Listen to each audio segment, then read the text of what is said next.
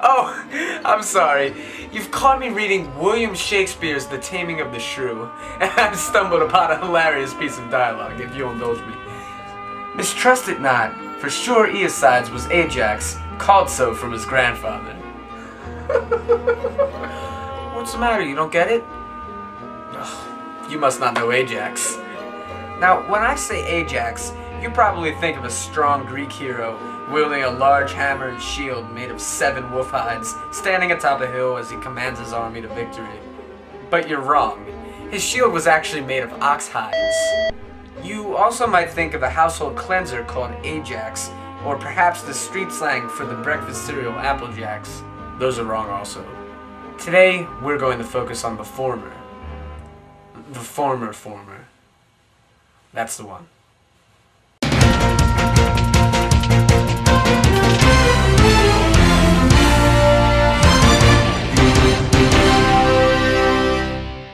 Ajax is famous in Greek mythology for his role in the Trojan War, as documented in Homer's Iliad and the Epic Cycle, a series of epic poems. Ajax, as it is told, was also known as Telamonian Ajax, Ajax the Great, and Greater Ajax.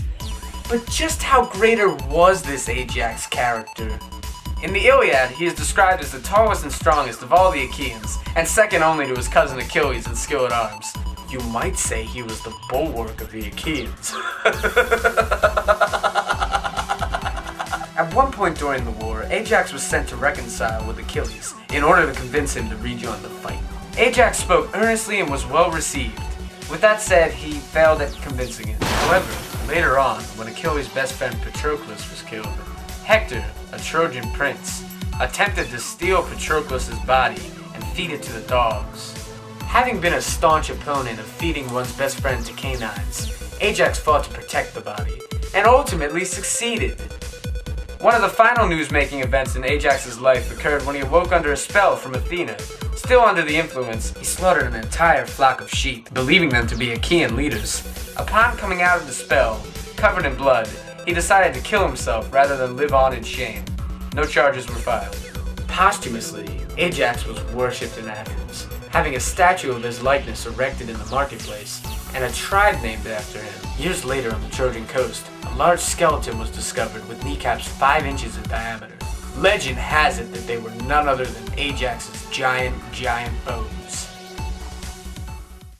Oh, and that one thing I mentioned earlier with the, thing with the Shakespeare, that was just because Ajax was the grandson of Aeacus, and it's all there in the footnote.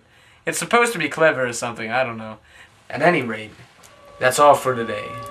So from all of me here at this thing, good night and good night.